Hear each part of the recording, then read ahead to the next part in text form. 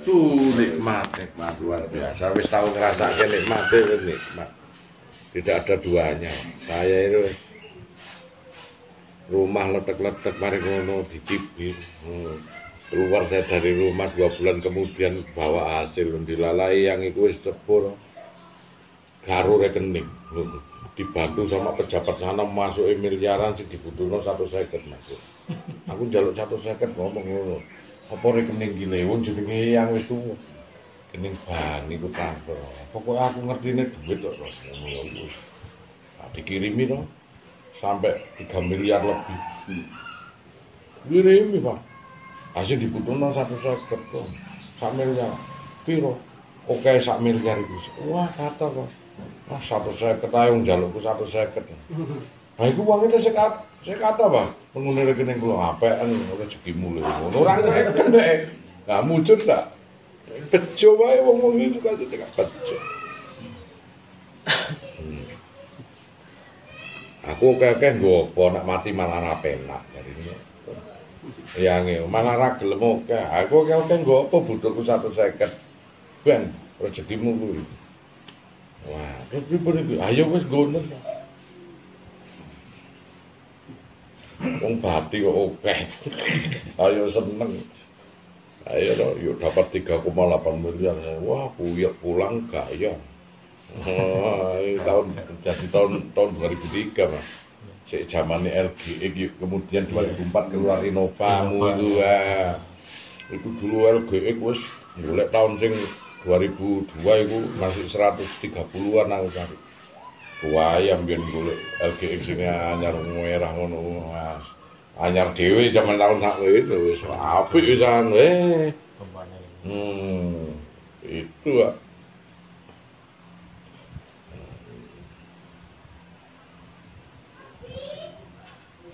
Nikmat kalau kita.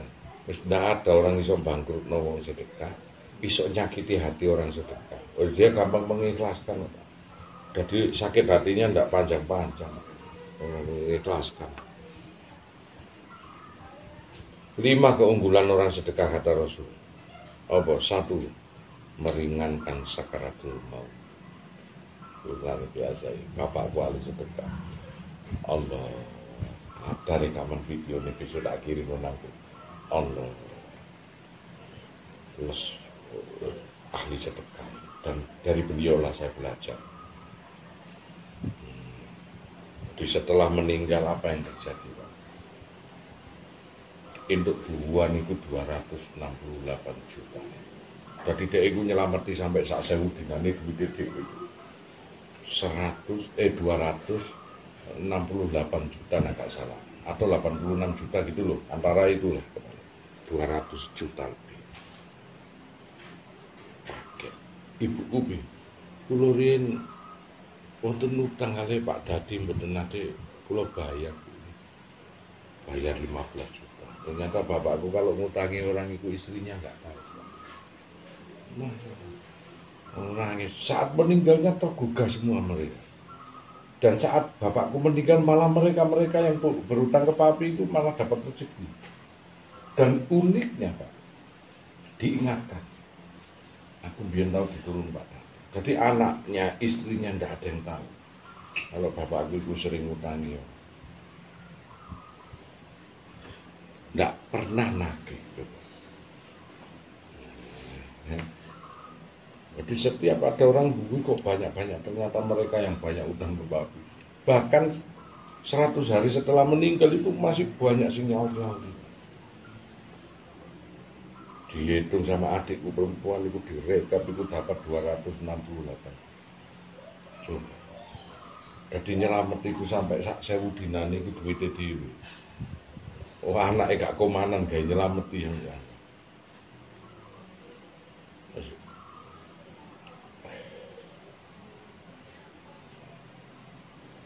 Bapakku ini nek loro ati ambek tonggo pernah ada sesuatu tetangga itu.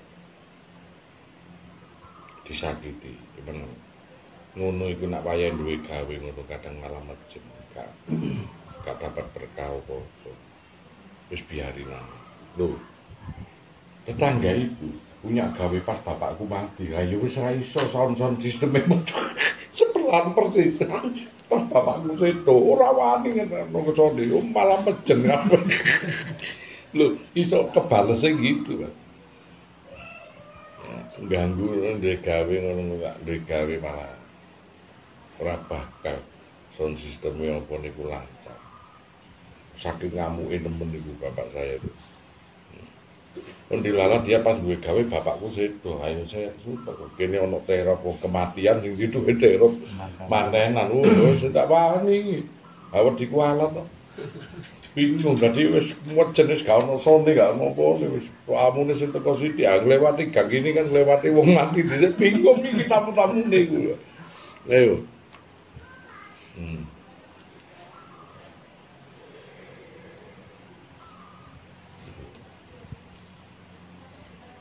Ibu saya itu begini, anak bapak ya ibu itu.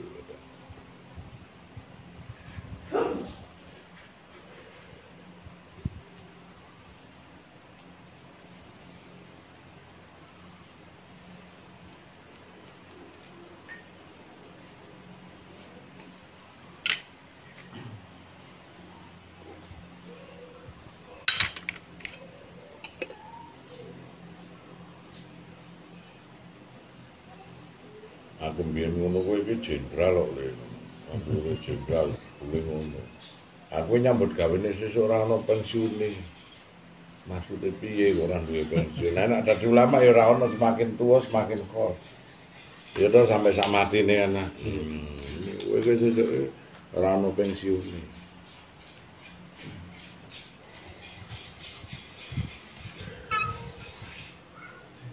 Di jiwa gitu tuh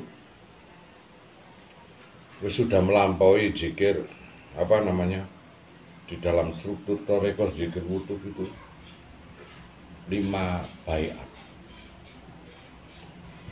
Orang sing keras hatinya di baiat menjadi empuk hingga dia dono wewe saling kasihan sesamanya. Itu melewati torekor sampai 5 kali baiat zikir wudhu. Bayangno nek awakmu duwe jiwa iku. Lewati kan?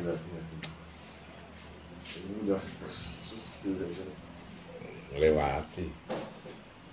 Kowe nek guruku ngomong nek kowe duwe jiwa ndono wewe wis nglewati 5. Padahal untuk level 2 kali baiat level lama swarga. 2 kali baiat. Nah iku wis nglewati 5.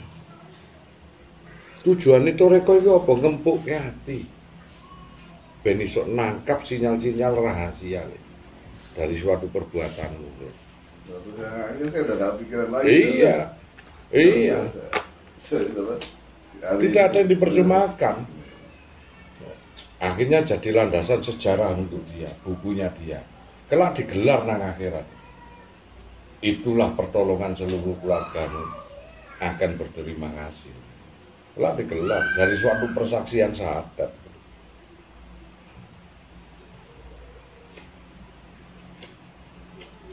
Lama kembali lagi udah. Iya. Junun Al-Misri itu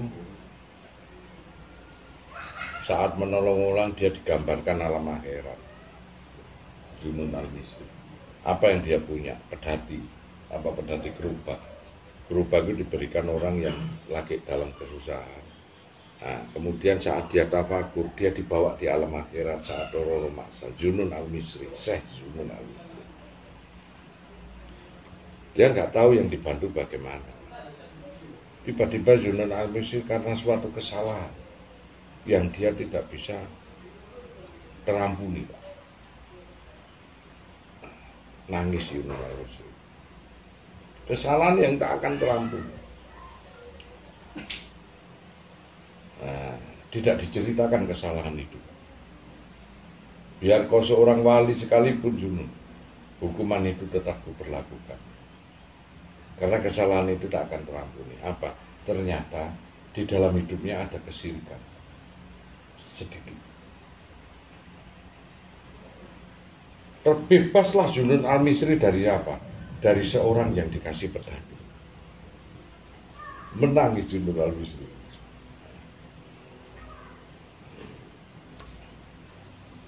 Dia bilang apa ya orang yang dikasih pedati?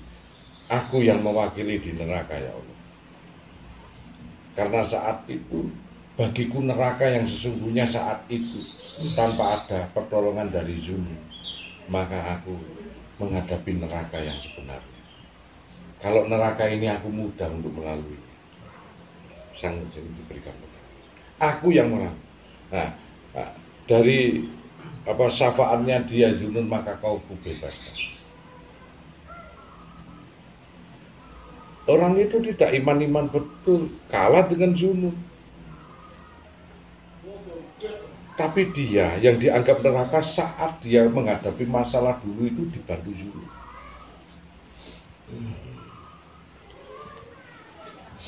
Bayangkan dia menapak suatu jawaban dengan jauh-jauh dari Bekasi ke sini. Hanya untuk mencari jawaban. Tanpa dia sadari terjawab. Tidak ada dalam pikirannya dia seorang yang dikasih pedati. Tetapi saat masuk ke dalam sesuatu ruangnya itu, maka itu yang terjadi. Dia menjadi penghalang untuk Zunun masuk neraka. Ke dalam, woi. Oh. Harus apa?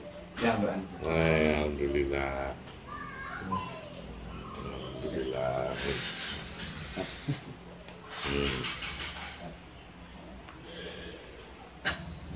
Zunun itu Zunun Al-Misri, seorang wali yang diselamatkan buruh pedati Bapak Cuket itu.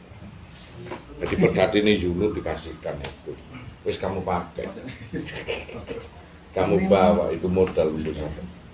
Padahal baginya sih orang yang penganut pedati itu tidak pernah dalam hidupnya dia punya pedati, wong dia buruh. Oh, bagi Zunun wong dia orang kaya, apal arti pedati. Ternyata menyelamatkan di akhirat. Zunun Al-Misri langsung saat tafakur itu mendongak ke atas itu. Alhamdulillah dapat informasi. Jadi dibocorin akhiratnya itu.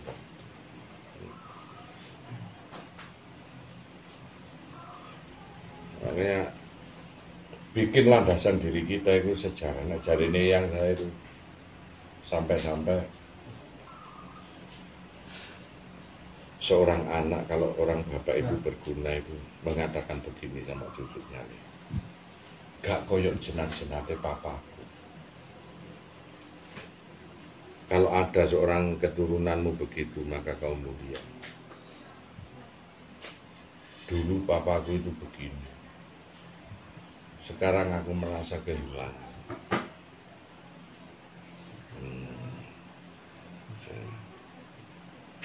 Makanya jadikan landasan tulis diri kita untuk bisa berguna untuk keluarga, kerabat, orang lain. Orang lain biarpun tidak kenal, jadikan prasasti dalam hatinya. Ya, tukang parkir tiba-tiba, saumur-umur aku ono wong isak minum.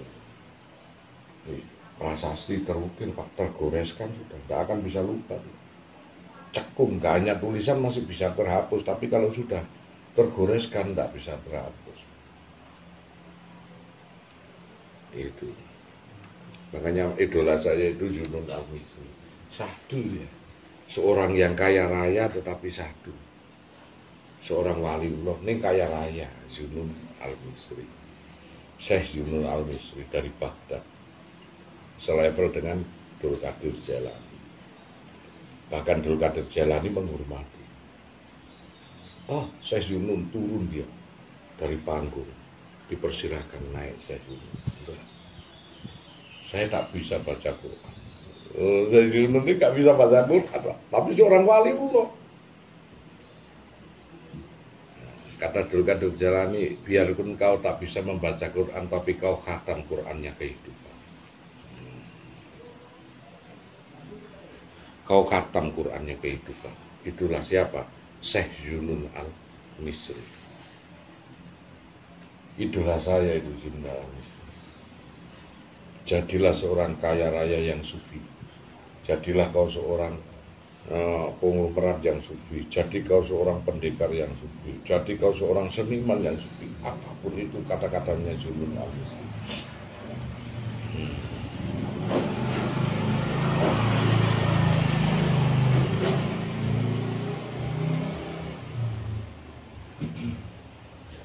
Dia mampu merubah. Padahal Junun Al-Misri awal pertama cari kekayaan itu jelek. Itulah dia mau dimasukkan neraka. Apa? Pesugihan, Pak. Loh iya, Junun Al-Misri itu gitu. Dia cari kekayaan dari pesugihan, Pak. Kemudian dia sadar, dia sedekahkan tambah gak melarat-melarat, Pak. Sedekahkan itu. Nah, akhirnya dia tafakur itu, Pak. Diangkat derajatnya sama Allah dari sedekahnya itu diangkat. Ditaruhlah dia di makom kewalian. Dia merasa tak bisa apa-apa karena aku Al-Quran pun tak bisa. Anehnya dia mendengar Sultanul Aulia Syekh Abdul Qadir Jailani. Siapa yang bersentuhan dengan dia pasti hambar segala maksud. Apa yang terjadi? Begitu dia berhubungan dengan Syekh Abdul Qadir Jailani, turun dari pagi, diciumlah tangan Junun Al-Misri di kaki. Aku tak bisa apa-apa Kanjeng Syekh. Surbannya dilepas, ditaruhkan ke Junun. Loh, sampai merinding dia cerita, dibawa. Aku tak bisa Al-Quran ya Syekh, tapi kau menghatamkan Quran kehidupan ya Junun. Aku yang bersaksi di akhirat. Menangis juga. Itu idola saya. Idola saya, Junun Al-Misri. Makanya kalau ada sedekah-sedekah itu wajib apa? Syekh Malik bin Dinar, Malik Sirajawang, Junun Al-Misri. Nah, itu sunane wali ini Sunan Giri. Nah, Ainul Yakin, Pangeran Ainul Yakin, Sunan Kalijogo 4, Abdul Qadir Jailani 5. Abdul Qadir Jailani, Malik bin Dinar, Junun Al-Misri, Sunan Giri, Sunan Kalijogo. Pastilah. Fatihah. Ya. Fatihah. Tak ulangi ya. Malik bin Dinar, Malik Sirajawang, ya, Junun Al-Misri, seorang wali yang menyedekahkan seluruh hartanya tapi gak melarat-melarat. Nah ini, nah, diketik gak apa-apa, diketik, jangan lali. Nah, Malik bin Dinar, nah, ketikan kok anu, Malik bin Dinar. Ini penting ya. Iki Paternono, ijazah gak oleh dia. Ya, Malik bin Dinar, Junun Al-Misri, Abdul Qadir Jailani, Sunan Kalijogo, Sunan Giri, Pangeran Ainul Yakin.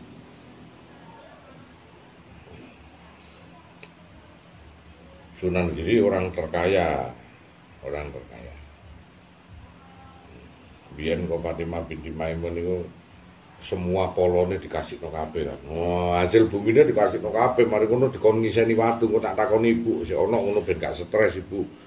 Mari ngono wae iku masih rujut manang ngono basan dibuka karunge watune isine emas kabeh iku nang kiri.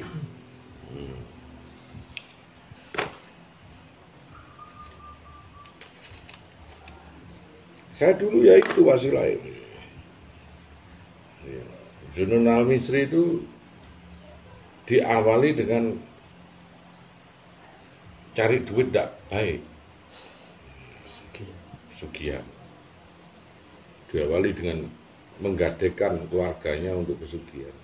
Hingga seumur hidupnya dia menyesal apalah artinya dunia ini. Diberikan semua sama Allah dengan tulus dia, bahkan dirinya sendiri. Akhirnya diangkat derajat sama Allah menjadi seorang waliullah, Junun Al-Misri. Dan kata-katanya bijak, dan dia dilandaskan sebagai orang-orang hakikat. Dan Abdul Qadir Jailani aja sampai mencopot sorbannya.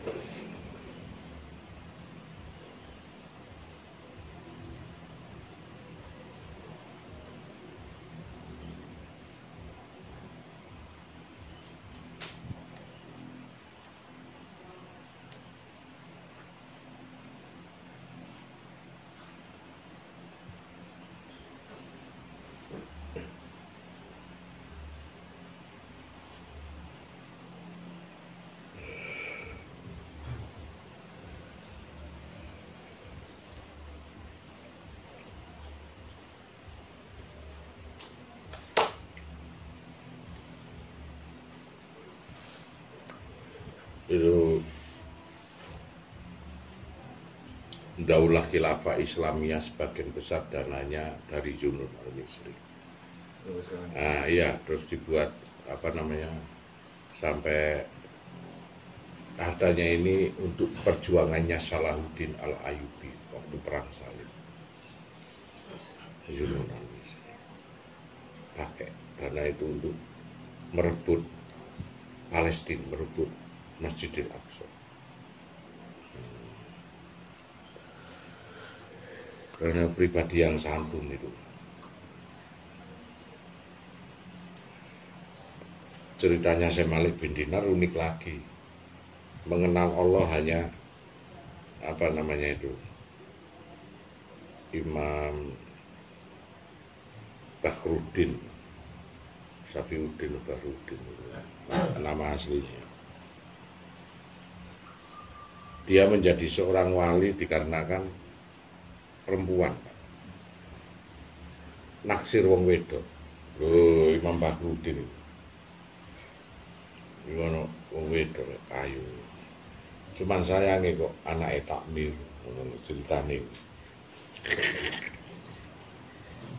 alim wong wedok itu suka tang masjid.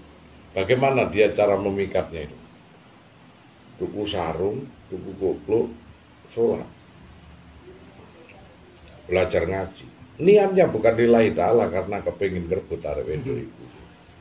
Imam Bahruddin. Konon Junun siapa si Imam Bahruddin itu bodoh, Pak.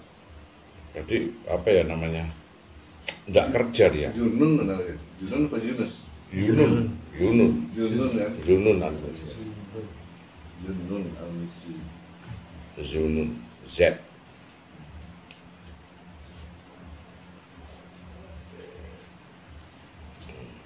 Jadi Imam Bahruddin itu begitu. Setelah subuh nang masjid, zuhur nang masjid, ketemu sampai arep wedok iku. Akhirnya arep wedok iku salut, pemuda iki rajine salat padahal modus. Salate modus. Mau cari perhatian Imam Bahruddin itu mau, gak karena lillahi ta'ala, Pak. Wah, akhirnya ngomong-ngomongan sampai arep wedok iku kenalan dadi, Pak. Dadi ini wis kon dadi pacarku iya, tapi gak disetujui karo bapakne karena nganggur. Tok pangane apa anakku itu? Wah, Imam Bahruddin bingung. Kon sugih dhisik tak kena anakku. Apa yang dia lakukan? Juhud. Imam Bahruddin itu nang ndukure gunung deh bertapa. Jaluke apa? Yo kali lain dalan, jaluk sugih. Pokoknya aku sugih. Topo deh. Hingga topo nyampe batasannya, kenal Allah ditari kenapa jalukmu. Sugih. Kayak iya. Sugih mudun ke gunung sugih disebut Syekh Malik bin Dinar. Setiap dia menapak kaki uang emas. Kalau dia masuk ke dalam kapal, Pak. Wah, iki kapal iki oleh kena apa itu? Dibuang aja iki penyusup iki. Berarti si Imam Bahruddin mau dibuang itu dikepiok air laut. Piok. Keluarlah ikan-ikan itu nyokot duit emas, Pak. Orang itu kagum semua hingga dijuluki Syekh Malik bin Dinar. Dialah si raja uang, raja dinar, raja emas. Sugih lah. Budal arep nglamar no, nggawa duit karungan iku. Dirapi wong. Stres e. Stres. Wah, gawe apa terusan aku duit ning cintaku dirapi wong. Zuhud lagi, Pak. Apa permintaannya? Loh, wali itu punya sejarah sing kelam juga. Apa? Supaya Allah mencabut nyawane suamine iku cek esuk ngrabi rondone. Dikabulkan, Pak, mati suaminya. Gak gendeng kan iku Malik bin Dinar. Imam Bahruddin itu. Mati, Pak. Arepe dikawin gak oleh dhisik. Wong tuane wis setuju nunggu 3 kali masa iddah. Serak bingung toh, serak berasrat toh. Piye iki? Nunggu 3 kali masa iddah. Ditunggu 3 kali masa idah. Amin. Kan senang itu. Meninggal sing wedok iku kena penyakit, Pak. Wah, bingung akhirnya apalah cinta ini ya Allah. Keliru selama ini. Kembali zuhud. Aku wis lillahi ta'ala, aku pasrahkan semuanya. Karomahku apa untukmu ya Allah. Cuman aku minta satu aja permintaan yang kau harus menjawab ya Allah. Supaya aku tidak ragu dalam ini. Padahal niatku aku menjadi seorang wali itu buruk ya Allah, aku betapa itu. Hanya karena perempuan, hanya karena harta, hanya karena ingin membunuh orang. Tapi kenapa engkau kabulkan ya Allah? Itu aja. Kenapa? Aku ingin tahu jawaban. Dijawab sama Allah. Aku senang, hei Hasan Basri. Sebab meskipun kau meminta buruk itu mintanya kepadaku, tidak selain aku. Allah itu. Murahnya Allah itu. Senang. Kau berserahkan semua hidupku hanya untuk aku. Meski kau salah dalam meminta. Itu yang aku sukai tidak. Nangis. Sujud meninggallah. Saya sampai. Ampun saya ya Allah. Sekarang kuserahkan semua. Hanya pengabdianku kepadamu. Nangis. Duduk SMP cabut. Jadikan satu kerinduanmu untuk dirimu. Sujud meninggallah. Syekh Hasan Malik bin Dinar, Syekh Malik bin Dinar. Jadi wali itu unik-unik, berawal dari unik.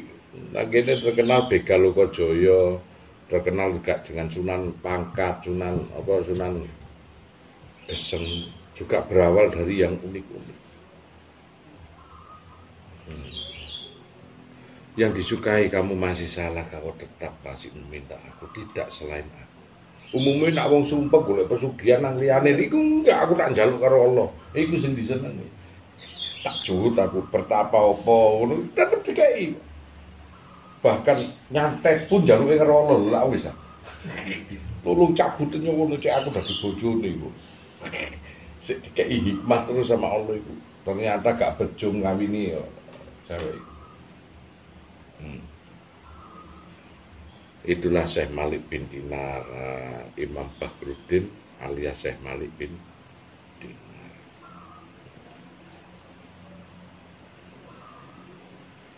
Tadi Yunus Al-Misri ya ngono, golek pesugihan gawe supaya gak esuk dinyek wong, mari ngono nyesel. Wis gak ana apa-apa, gak gablek akidah, gak gablek tauhid, eruwe mek ngono. Carane ngono serahke dul kadir jalani sampai dokok kena surbane itu dikasihkan kepada Yunus Al-Misri. Bahkan sampai kekayaannya nggak habis-habis, Pak. Diberikan kepada Salahuddin Al-Ayyubi, salah satu laskar perang salib saat itu. Hingga menang dari hartanya Yunus Al-Misri. Jadi, cerita wali-wali itu banyak menginspirasi kita supaya kita itu ikhlas dalam menjalankan sesuatu. Yang jelas kalau sesuatu sedekah tidak dipercumakan sama Allah. Tidak dipercumakan. Cuman kadang-kadang jawabannya bukan kita menunggu, kadang-kadang sudah ada jawabannya. Dan tidak ada sebiji zirok pun dipercumakan sama Allah itu.